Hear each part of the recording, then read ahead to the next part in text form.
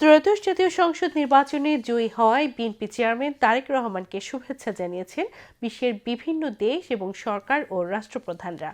নির্বাচনে নিরঙ্কুশ সংখ্যা গরিষ্ঠতা লাভ করায় বিএনপি চেয়ারম্যান তারেক রহমানকে উষ্ণ অভিনন্দন জানিয়েছেন ভারতের প্রধানমন্ত্রী নরেন্দ্র মোদী তার ভেরিফাইড ফেসবুক পেজে দেওয়া এক পোস্টে এই অভিনন্দন জানান।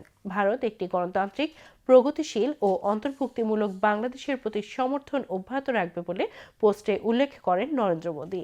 ভারতের প্রধানমন্ত্রী বলেন, দুদেশের বহুমুখী সম্পর্ক আরও দৃঢ় করতে এবং অভিন্ন উন্নয়ন লক্ষ্য এগিয়ে নিতে তিনি তারেক রহমানের নেতৃত্বাধীন বিএনপি সরকারের সঙ্গে কাজ করার প্রত্যাশা ব্যক্ত করেন। পাকিস্তানের প্রধানমন্ত্রী শাহবাজ শরীফ সামাজিক যোগাযোগ মাধ্যম এক্সে দেওয়া এক পোস্টে বাংলাদেশের সংসদ নির্বাচনে বড় ধরনের বিজয় অর্জন করায় তারেক রহমান ও বাংলাদেশের জনগণকে অভিনন্দন জানান।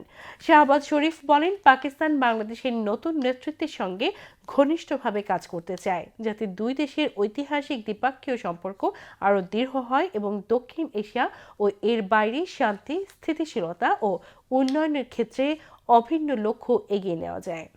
জাতীয় সংসদ নির্বাচনে সংখ্যাগরিষ্ঠতা অর্জন করায় বিএনপি ও দলটির চেয়ারম্যান তারেক রহমানকে অভিনন্দন জানিয়েছেন পাকিস্তানের প্রেসিডেন্ট আসিফ আলী জারদারিও।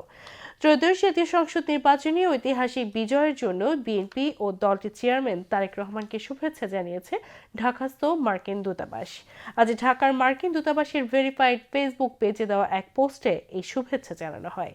ফেসবুক পোস্টে বলা হয়, বাংলাদেশ ও যুক্তরাষ্ট্রের সমৃদ্ধি ও নিরাপত্তার অভিন্ন লক্ষ্য বাস্তবায়নে আরও ঘনিষ্ঠভাবে কাজ করতে আগ্রহী যুক্তরাষ্ট্র। ত্রয়োদশ জাতীয় সংসদ নির্বাচনে শান্তিপূর্ণ ও সফল অংশগ্রহণের জন্য বাংলাদেশের জনগণকে অভিনন্দন জানিয়েছে চীন। একই সাথে নির্বাচনে নিরঙ্কুশ সংখ্যা গরিষ্ঠতা অর্জনকারী বাংলাদেশ জাতীয়তাবাদী দলকে বিএনপিকে অভিনন্দন জানিয়েছে দেশটি। আজ ঢাকাস্থ চীনা দূতাবাসের ফেসবুক পোস্টে দেওয়া এক শুভেচ্ছা বার্তায় জানানো হয়, চীন বাংলাদেশের নতুন সরকারের সঙ্গে একই সাথে কাজ করার এবং চীন বাংলাদেশ সম্পর্কের নতুন অধ্যায় লেখার জন্য অধীর আগ্রহে অপেক্ষা করছে।